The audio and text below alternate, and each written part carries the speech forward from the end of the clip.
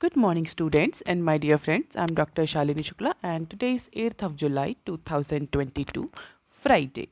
Motivation of the day is perfection is not attainable, but if we chase perfection, we can catch excellence. आज के discussion में हम ये सारे news article cover करेंगे, तो देख लेते हैं आज का पहला न्यूज़ आर्टिकल जो कि बिजनेस स्टैंडर्ड के पेज नंबर 1 पर दिया हुआ है। Nifty regains 16K mark amid easing inflation worries।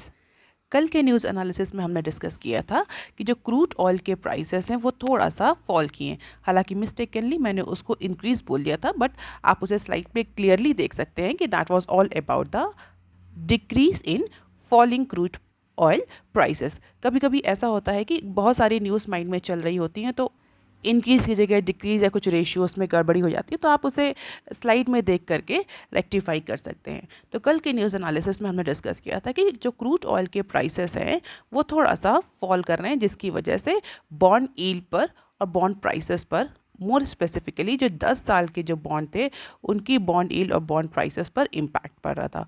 उसी डिक्रीजिंग क्रूड ऑयल प्राइसेस की वजह से अगर हम देखें तो जो इन्फ्लेशन वरीज हैं वो थोड़ा सा ईज आउट हुई हैं, जिसकी वजह से इंडिया के जो बेंचमार्क इंडाइसेस हैं, निफ्टी 50 हो चाहे सेंसेक्स हो, दोनों ने गेन रिक्लेम किया है। निफ्टी ने दोबारा से 16K का मार्क अचीव कर लिया है on Thursday after 19 trading sessions following an improvement in risk appetite on optimism.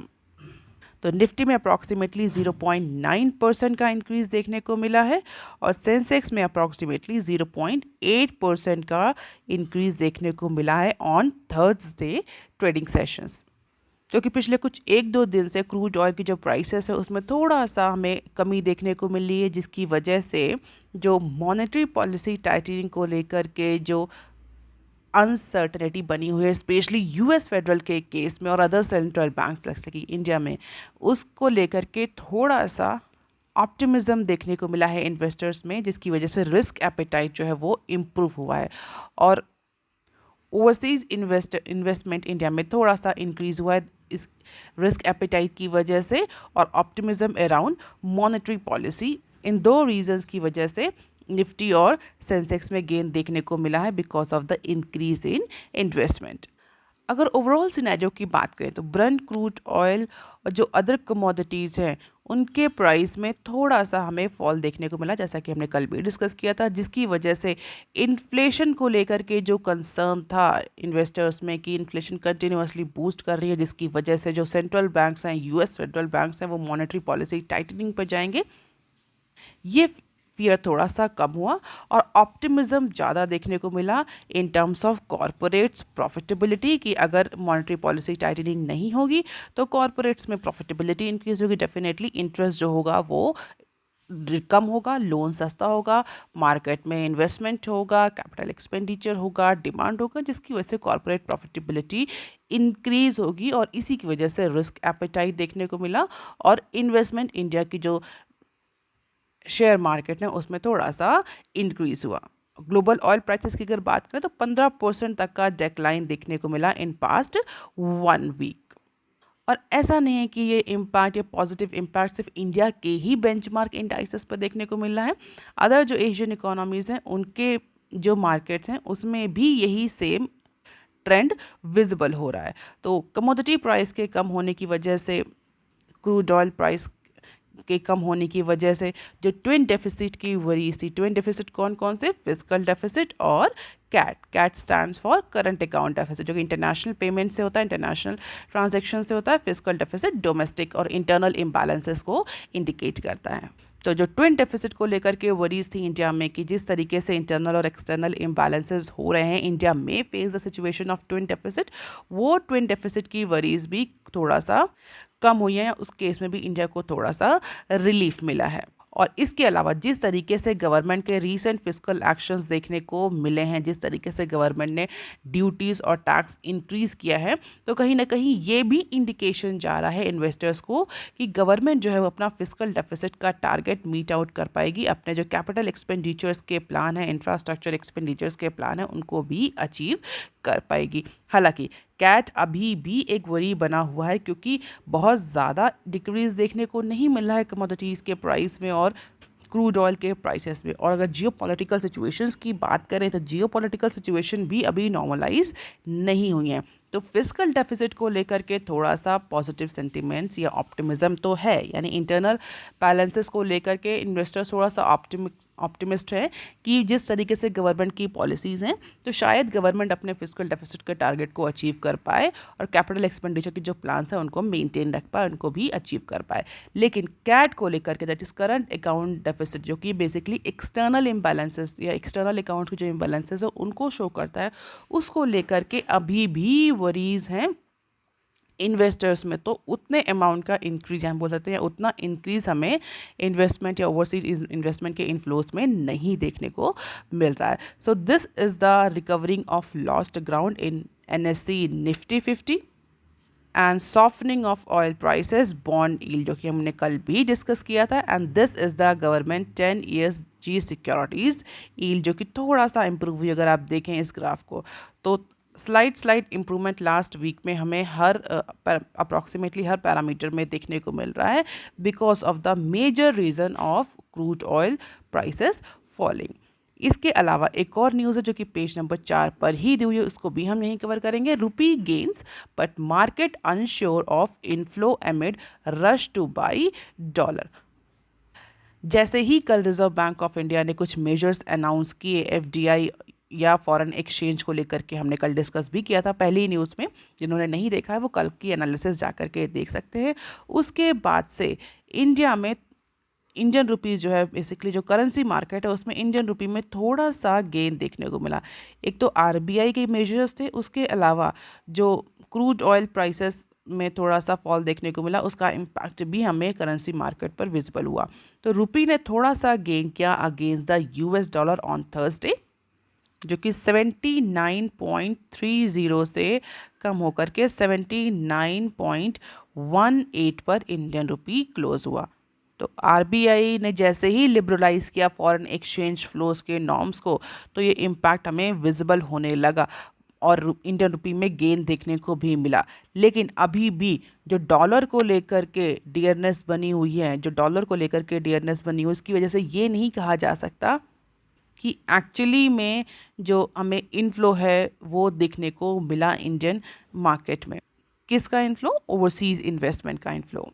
और कई सारे एक्सपर्ट जो करेंसी मार्केट पार्टिसिपेंट्स हैं उनका ये कहना है कि ठीक है, RBI के इस डिसीजन के बाद, जो कि RBI ने रिसेंटली लिया था, रेगुलेटरी नॉर्म्स को लेकर कुछ रिलैक्सेशन दिया था, इंटरेस्ट रेट को लेकर के कुछ रिलैक्सेशन दिए थे, डिफरेंट अकाउंट्स में एक्सटर्नल कमर्शियल बोरोइंग्स को लेकर के कुछ चेंजेस किए थे। इसके बाद से इंडियन रुपी में तो गेन देखने को मिला, but market is still in dilemma whether the inflows outpace the current capital outflows when the global economy is slowing. तो इकोनॉमिस्ट अभी भी इस बात को लेकर के अनश्योर है कि आउटफ्लो जो है वो कम हुआ है या इनफ्लो बढ़ा है। तो ये थोड़ा सा आगे आने वाले टाइम में ज़्यादा विजिबल होगा on the basis of market reaction. So let us see कि आगे फ्यूचर में क्या होता है करेंसी मार्केट को लेकर के। अब देख लेते हैं article number 2 that is given on page number 1 of business standard. Kant to replace Goyal as India's G20 sherpa. अब यहाँ पर एक टर्म यूज़ हुआ है शेरपा, तो इस न्यूज़ को समझने से पहले समझ लेते हैं बेसिकली शेरपा की मीनिंग क्या होती है। Sherpa is basically a personal representative of the head of state or head of government who prepares an international summit such as annual G7 summits, G20 summits. So basically G20 summits are prepared by Sherpas who are usually very senior members of the staffs of the head of the state or government. तो basically representatives होते हैं जो कि किसी भी grouping किसी भी states को या गवर्नमेंट को रिप्रेजेंट करते हैं और किसी भी कॉन्फ्रेंस में या इंटरनेशनल जो ग्रुपिंग्स होती हैं वहाँ पर प्रिपेयर करते हैं समिट्स को कि किस तरीके से समिट्स होगी, क्या उसमें डिस्कशन होगा और गवर्नमेंट के साइड से क्या पॉइंट ऑफ व्यू रखे जाएंगे। तो अब न्यूज़ क्या है, बेसिकली इंडिया जो है वो G20 की प्रेसिडेंसी पाने वाला है और उसकी अभी दिसंबर में से सबमिट जो प्रेसिडेंसी का टाइम है 1 दिसंबर 22 से लेकर के नवंबर 30 2023 तक उसकी टाइमिंग रहेगी। और अभी अपकमिंग टाइम में G20 की समिट भी होने वाली है, तो उसको लेकर के गवर्नमेंट बहुत ज़्यादा प्रिपरेटरी मूड में है। और इसीलिए रिसेंटली सेंट्रल गवर्नमेंट ने Amitabh Kant, mister Amitabh Kant, I hope many of you have might have listened this name previously as well. So many of you might have listened this name previously as a former CEO of NITI Aayog. कई बार आपने सुना भी होगा mister Amitabh Kant का नाम as a former CEO of, former CEO means former chief executive officer of NITI Aayog. तो mister Amitabh Kant को central government ने थर्सडे को इंडिया का शेरपा अनाउंस किया है फॉर G20 ग्रुपिंग। तो जो इससे पहले थे कौन थे, replacing the minister of commerce and industry mister Piyush Goyal. तो मिनिस्टर को रिप्लेस करते हुए मिस्टर अमिताभ कांत को G20 का शेरपा अनाउंस किया गया है, just to have the better preparation for this upcoming summit. क्योंकि मिनिस्टर्स जो होते हैं जनरली अपनी अदर थिंग्स में, अदर रिस्पॉन्सिबिलिटीज़ में ज़्यादा बिजी होते हैं, they can not devote the much time. अब चूँकि इंडिया G20 की प्रेसिडेंसी लेने वाला है, तो इंडिया को बहुत ज़्यादा फोकस करना पड़ेगा कि कैसे इंडिया एक इम्पॉर्टेंट और सिग्निफिकेंट रोल प्ले कर सकता है, महत्वपूर्ण भूमिका निभा सकता है G20 ग्रुपिंग्स में। G20 is basically the international or premium forum of world largest industrialized and emerging economies for international economic cooperation, and definitely it plays a very important role in global economic governance. तो basically G20 जो है वो emerging economies की grouping है। किस लिए? Economic cooperation के लिए है, जिससे कि जो ग्लोबल लेवल पे इकोनॉमिक गवर्नेंस को और ज़्यादा इम्प्रूव किया जा सके। अगर मिस्टर कांत की बात करें तो by career he is a bureaucrat, जो कि लास्ट मंथ नीति आयोग से रिटायर हो गए हैं। तो ये पर्सनल रिप्रेजेंटेटिव होंगे for the head of the government mister prime minister Narendra Modi at G20 summit. तो जितनी भी प्री समिट मीटिंग्स होंगी, नेगोशिएशंस होंगे पार्टनर कंट्री से डिफरेंट पॉलिसी इश्यूज़ पर, उन सब के लिए मिस्टर कांत रिस्पॉन्सिबल होंगे। और इसी के साथ G20 की मीटिंग की तैयारी के साथ में, समिट की तैयारी के साथ में ही एक और मीटिंग हुई, ये हम बोल सकते हैं साइड लाइन मीटिंग हुई इंडिया की चाइना के काउंटर पार्ट मिनिस्टर से। तो हमारे जो मिनिस्टर हैं मिस्टर जयशंकर, उनकी भी उन्होंने मीटिंग करी चाइना के काउंटर पार्ट मिनिस्टर से, जहां पर इंडिया ने चाइना को प्रेशराइज़ किया। किस लिए प्रेशराइज़ किया? कि जो भी आउटस्टैंडिंग इश्यूज़ हैं, किस पर, line of actual control LAC पर, जो कि बॉर्डर डिस्प्यूट हैं चाइना के इंडिया के साथ में, उन सारे इश्यूज़ पर, मोर स्पेसिफिकली जो ईस्टर्न लद्दाख में है, उन इश्यूज़ को जल्दी डील करने के लिए इंडिया ने चाइना को प्रेशराइज़ किया। तो जो हमारे एक्सटर्नल अफेयर मिनिस्टर हैं मिस्टर जयशंकर प्रसाद, वो चाइनीज़ काउंटर पार्ट से मिले, जहां पर उन्होंने इस बात को क्लियर किया कि mutual respect, dialogues, engagement is very important for positive relationship between these two countries। हालांकि अगर इंडिया और चाइना के ट्रेड की बात करें तो चाइना का जो शेयर है इंडिया के इंपोर्ट में, वो पिछले कुछ टाइम से डाउन होता हुआ चला आया है, and the share of Chinese import in Indians impound shipment has drop to 15.4% in financial year 22, जो कि फाइनेंशियल ईयर 21 में अप्रॉक्सीमेटली 16.5 था। तो 100 BPS का डिक्रीज देखने को मिल रहा है। तो इन सारी बातों पर भी डिस्कशन हुआ, तो जहां पर इंडिया ने ये बात की कि ट्रेड तभी होगा जब म्यूचुअल रिस्पेक्ट्स होगी, और जो आउटस्टैंडिंग जो इश्यूज़ हैं specially line of actual control से रिलेटेड जो ईस्टर्न लद्दाख पर, उनको जल्दी से जल्दी रिजॉल्व किया जाए। तो better relation, mutual respect is very much important, and definitely relationship should be based on mutual respect, sensitivity and the common interest. अब देख लेते हैं next article that is given on page number 5 of business standard. Government slabs curve on export of wheat flour related products. मई के month में central government ने wheat के, whole wheat के export को बैन कर दिया था। किस लिए बैन कर दिया था? कि जिस तरह से इंडिया में प्रोडक्टिविटी या प्रोडक्शन कम हुआ था व्हीट का, उसको देखते हुए गवर्नमेंट को ये इस बात की प्रोबेबिलिटी लग रही थी कहीं ऐसा ना हो कि डोमेस्टिक मार्केट में इंडिया में जो व्हीट हैं उसके प्राइसेस शूट कर जाए because of the unavailability. So in order to increase the availability of wheat, in order to make it accessible to the common population, central government ने मई के month में व्हीट के एक्सपोर्ट को ban कर दिया था। अगर आप रेगुलरली न्यूज़ फॉलो कर रहे हैं तो आपको पता होगा, हमने कई बार इस न्यूज़ को डिस्कस भी किया था और हमने ये भी डिस्कस किया था कि किस तरीके से बहुत सारे दूसरे देशों ने इंडिया पर प्रेशर भी डाला था कि वो वीट के एक्सपोर्ट को बैन ना करें। हालांकि अगर उस बैन की बात करें तो वो बैन अभी तक गवर्नमेंट ने अपलिफ्ट नहीं किया। इवन इसके बाद भी गवर्नमेंट ने कल वीट के एक्सपोर्ट को और ज़्यादा रिस्ट्रिक्ट कर दिया by imposing the restriction even on the wheat flour और अदर रिलेटेड प्रोडक्ट, जैसे कि मैदा, रवा, होल मील आटा, रिजल्टेंट आटा। तो इस तरह के जो बाई प्रोडक्ट्स हैं, हम बोल सकते हैं जो प्रोसेस्ड प्रोडक्ट्स हैं वीट के, उनके एक्सपोर्ट पर भी गवर्नमेंट ने बैन लगा दिया है। तो अब जितने भी एक्सपोर्टर्स हैं जो आटा, मैदा, रवा या इस तरह के रिलेटेड प्रोडक्ट्स एक्सपोर्ट कर रहे हैं, बाहर के देशों में भेज रहे हैं, उन्हें पहले एक इंटर मिनिस्ट्रियल कमेटी से परमिशन लेनी पड़ेगी for any sort of outbound shipment. तो किसी भी तरह के वीट या वीट रिलेटेड प्रोडक्ट्स को एक्सपोर्ट करने के लिए जो इंटर मिनिस्ट्रियल कमेटी बनी हुई है उससे अप्रूवल लेना पड़ेगा एक्सपोर्टर्स को, जो कि नोटिफाई किया है जुलाई 6 को हमारे directorate general of foreign trade ने। तो DGFT ने ये बैन लगा दिया है जो कि जुलाई 12 से फोर्स में आ जाएगा। इट मीन्स जो पहले के कमिटमेंट्स हैं, ऑब्लिगेशंस हैं, जो पहले के ऑर्डर्स हैं, उनको पूरा किया जा सकता है, लेकिन जुलाई 12 के बाद से कोई नया ऑर्डर नहीं लिया जाएगा और किसी भी तरह के एक्सपोर्ट पर जो कि वीट या वीट प्रोडक्ट से रिलेटेड है उसको लेने करने से पहले इंटर मिनिस्ट्रियल कमेटी की परमिशन रिक्वायर होगी। हालांकि एक्सपर्ट्स का ये कहना है कि in spite of the price stabilisation, जो वीट के प्राइस हैं वो स्टेबलाइज हो चुके हैं मार्केट में, अभी अवेलेबिलिटी वीट की है, इसके बावजूद भी गवर्नमेंट ने वीट के रिलेटेड जो प्रोडक्ट्स हैं, जो वीट के जो प्रोसेस्ड प्रोडक्ट्स हैं उन पर बैन लगा दिया है।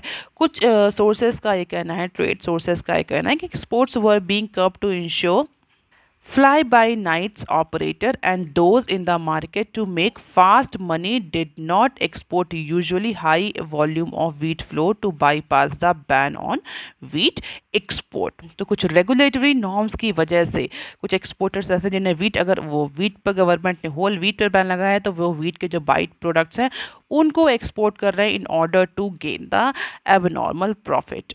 क्योंकि ऐसा देखा गया था कि वीट के एक्सपोर्ट के बैन के बाद से जो वीट फ्लोर था उसका एक्सपोर्ट पीक पर पहुंच गया था, जिसकी वजह से जो वीट फ्लोर है उसके प्राइस मार्केट में बढ़ना शुरू हो गए थे डोमेस्टिक मार्केट में। हालांकि इस बैन से पहले ही ये प्राइस जो वीट फ्लोर के थे वो सॉफ्ट हो गए, लेकिन गवर्नमेंट फ़िलहाल नहीं चाहती कि दोबारा से ये इंक्रीज़ हो, क्योंकि ये स्टेबल कंजप्शन कमोडिटी है इंडिया में। तो वीट को फ़िलहाल के लिए गवर्नमेंट बहुत ज़्यादा रेगुलेट करना चाहती है and this is the export स्प्री। Wheat का कितना, वीट फ्लोर का कितना एक्सपोर्ट हुआ है और वीट का कितना एक्सपोर्ट हुआ है, और साइन ऑफ स्टेबिलिटी प्राइस में वीट फ्लोर के जो प्राइस हैं उसमें जो इंक्रीज देखने को मिला था वो फिलहाल के लिए स्टेबल हो गया है। Percentage change in terms of 1 month and 1 year, तो just you can have a glimpse of it in order to understand the reason behind the ban on export of wheat flour and related products। अब देख लेते हैं some other news clips। UK politics may push back FTA talks beyond Diwali. तो जो UK में इसमें political storm चल रहा है उसको देखते हुए इंडिया और UK के बीच में जो नया फ्री ट्रेड एग्रीमेंट नेगोशिएशन शुरू हुआ था, जिसको लेकर के इंडिया बहुत एम्बिशियस था, फिलहाल के लिए वो नेगोशिएशन डीले होगा। और अगर हम बात करें फाइनल एग्रीमेंट की तो ये और ज़्यादा इंक्रीज़ हो सकता है, क्योंकि अब रिप्रेजेंटेटिव ही नहीं है गवर्नमेंट, स्टेबल गवर्नमेंट ही नहीं है, तो टॉक्स तो अभी फ़िलहाल के लिए नहीं हो पाएंगी।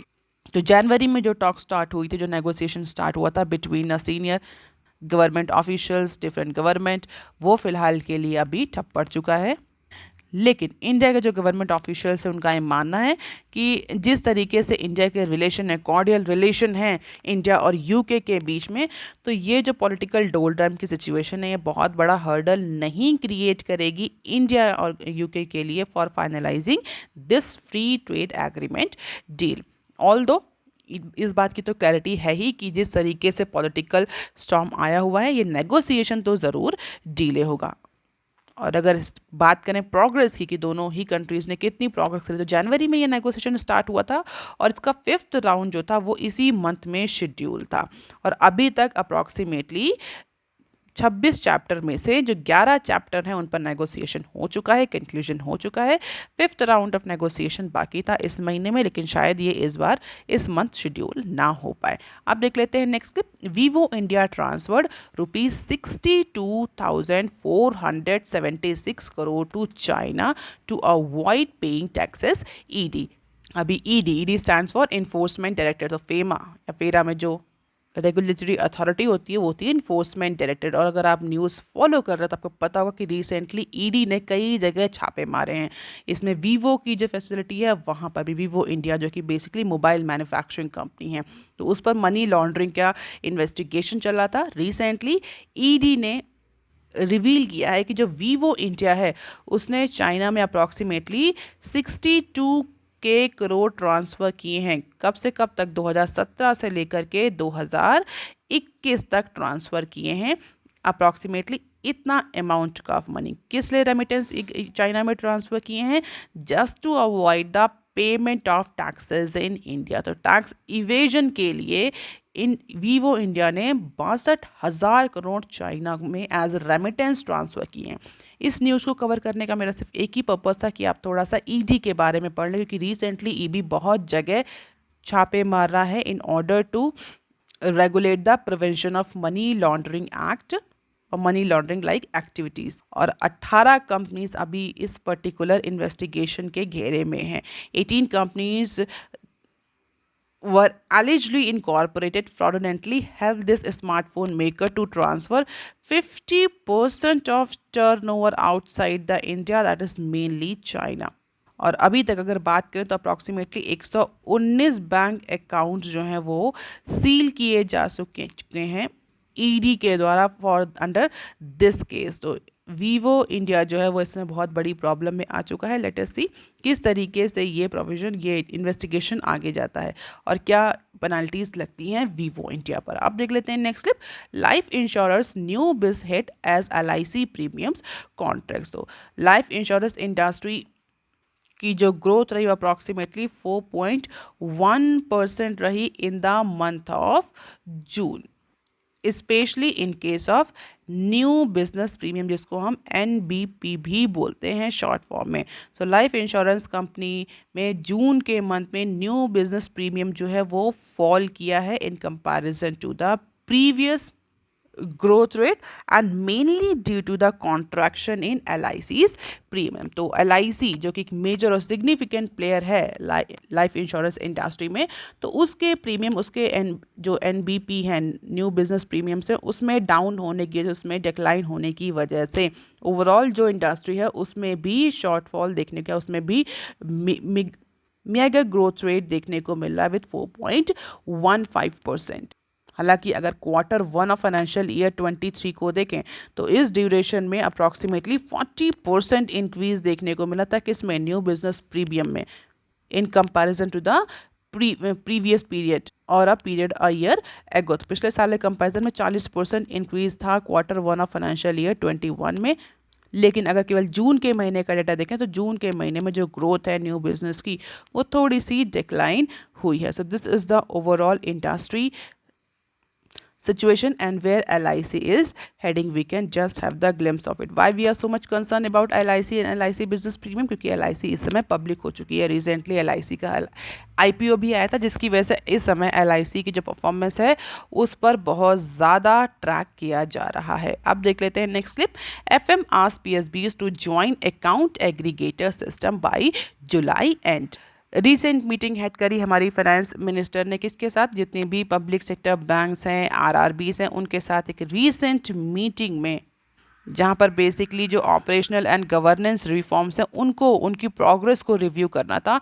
इस मीटिंग में जो हमारी फाइनेंस मिनिस्टर है उन्होंने जितने भी पब्लिक सेक्टर बैंक्स हैं, PSBs हैं, उनको डायरेक्ट किया है कि वो अकाउंट एग्रीगेटर सिस्टम को ज्वाइन करें। That is a central government digital initiative to improve the credit delivery. तो फाइनेंशियल इंक्लूजन को, फाइनेंशियल एसेसिबिलिटी को, क्रेडिट डिलीवरी को इम्प्रूव करने के लिए सेंटर ने एक डिजिटल इनिशिएटिव लॉन्च किया है। और इसी मीटिंग में बोला गया है, हमारी जो फाइनेंस मिनिस्टर उन्होंने बोला है सारे बैंक्स को कि वो ये payment digital initiative account aggregator system इसको ज्वाइन करें by the end of July. क्या है और बेसिकली क्यों हमारे जो फाइनेंस मिनिस्टर हैं वो इसको बोल रहे हैं ज्वाइन करने के लिए। अकाउंट एग्रीगेटर एक इकोसिस्टम टाइप का डेवलप करेगा जो हेल्प करेगा बैंक को कस्टमर से और अच्छे से कनेक्ट करने के लिए, पहली बात। दूसरी बात ये, it will generate a digital data, lot of data about the customer, जो कि बैंक्स को हेल्प करेगा इन्फॉर्म्ड और राइट डिसीजन मेकिंग में। Apart from it, this will help the banks to develop themselves as a better service provider by leveraging these online platforms। और अगर हम बात करें अभी तक 9 जो प्राइवेट बैंक्स हैं, कौन कौन से, HDFC, ICICI, axis bank, Kotak Mahindra, IndusInd bank, federal bank, IDFC, AU small bank, Karur bank, ये सब ऑलरेडी इस अकाउंट एग्रीगेटर सिस्टम को ज्वाइन कर चुके हैं। और अगर गवर्नमेंट ओन्ड या स्टेट ओन्ड बैंक्स की बात करें तो यूनियन बैंक ऑफ इंडिया ने रिसेंटली इस प्लेटफॉर्म को ज्वाइन किया है, और कुछ जो अदर स्टेट ओन्ड बैंक्स हैं they are actively working for joining this system. और इसी को प्रमोट करने के लिए मिनिस्टर जो हमारे फाइनेंस मिनिस्टर है उन्होंने PSBs को बोला है कि वो जल्दी ही यानी जुलाई एंड तक इस अकाउंट एग्रीगेटर सिस्टम को ज्वाइन कर लें। तो अगर आप किसी एग्ज़ाम की तैयारी कर रहे हैं तो ये जो नया डिजिटल इनिशिएटिव लॉन्च किया है सेंट्रल गवर्नमेंट ने, अकाउंट एग्रीगेटर सिस्टम, इसके बारे में थोड़ा सा आप पढ़ सकते हैं। आप देख लेते हैं next clip. India's undernourished account dips to 224 million UN। सो UN की जो रिसेंट रिपोर्ट आई है state of food security and nutrition in the world 2022 report, इसका नाम याद रख लेंगे, कभी कभी एग्जाम में पूछ लिया जाता है कि कौन सा ऑर्गेनाइजेशन ये रिपोर्ट पब्लिश करता है। तो state of food security and nutrition in the world 2020 report has been published by UN agency.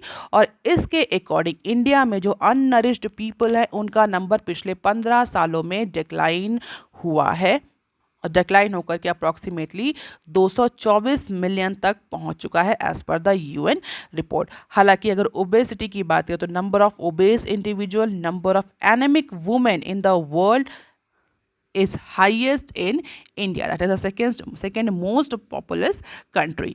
इसके अलावा अगर वर्ल्ड की बात करें तो जो अदर रिपोर्ट्स हैं उन्होंने भी ये बोला है कि जो ग्लोबली पैंडेमिक की वजह से बहुत सारे जो हंगर कंट्रीज हैं जहाँ पर जो हंगर रेशियो है या बोल सकते हैं नंबर ऑफ हंगर इंडिविजुअल है वो इंक्रीज हुआ है बिकॉज ऑफ द पैंडेमिक। लेकिन इंडिया में अगर नरिश्ड और नरिशमेंट की बात करें तो इन कंपैरिजन टू 2004-2006 इंडिया में जो नंबर है नॉट वेरी सिग्निफिकेंटली बट हाँ डिक्लाइन देखने को मिला है। 2004-2006 के बीच में जो नंबर था इट वाज 247.8 मिलियन, जो कि डिक्लाइन होकर के इस बार की रिपोर्ट में 224.3 मिलियन हो गया। तो थोड़ा सा डिक्लाइन देखने को मिल रहा है। हाँ, हम ये जरूर कह सकते हैं कि it is not a significant one but yes it is appreciating, it is actually declining. अब देख लेते हैं next clip. Windfall tax new export import duties में फेच एक्सचेकर्स ओवर ₹1 ट्रिलियन। तो जिस तरीके से गवर्नमेंट ने न्यू लेवीज लगाए हैं, न्यू ड्यूटीज लगाई हैं, न्यू टैक्सेस लगाए हैं, उसको देखते हुए जो एक्सपर्ट्स हैं उनका ये कहना है कि गवर्नमेंट जो भी अपने कैपेक्स टारगेट्स हैं, जो इंफ्रास्ट्रक्चर टारगेट्स हैं, जो इंफ्रास्ट्रक्चर प्लान्स हैं, जो स्कीम्स हैं उसको अचीव कर पाएगी, क्योंकि ये गवर्नमेंट के रिवेन्यू को बूस्ट करेंगे। और जो फिस्कल डेफिसिट का टारगेट है प्रॉबेबली गवर्नमेंट वो भी अचीव कर लेगी। पहली न्यूज़ में हमने डिस्कस भी किया था इस एस्पेक्ट को। So as per the recent report, the government new levies could help the government to balance the budget and definitely leave a room for more money to spend on the infrastructure like road projects। और ऐसा analyse किया गया कि जो नए levies लगाए हैं, नए टैक्सेस लगाए हैं गवर्नमेंट ने, इसकी वजह से गवर्नमेंट को अप्रॉक्सीमेटली 1 ट्रिलियन का फायदा होगा, 1 ट्रिलियन का एडिशनल रेवेन्यू जनरेट होगा according to the estimates by global financial services group, Jefferies and the Mumbai based MK group. तो अगर देखें तो केवल क्रूड ऑयल में जो नए टैक्स लगाए उसकी वजह से 50,000 करोड़ का एडिशनल रिवेन्यू जनरेट होगा। गोल्ड में टैक्स की वजह से 40,000 करोड़ का रिवेन्यू जनरेट होगा, गोल्ड इंपोर्ट की वजह से, गोल्ड इंपोर्ट ड्यूटी की वजह से, पेट्रोलियम प्रोडक्ट की वजह से भी अप्रॉक्सीमेटली सेम रिवेन्यू जनरेशन देखने को मिलेगा। तो 1 ट्रिलियन का एस्टिमेशन किया और ये अमाउंट जो है गवर्नमेंट को हेल्प करेगा in order to meet out their imbalances। So that is all for today students. If you want lecture PDF you can join my Telegram channel. You can also follow me on other social media platforms. If you have any query and suggestion you can write on comment section below. Please like, share and subscribe. Thank you.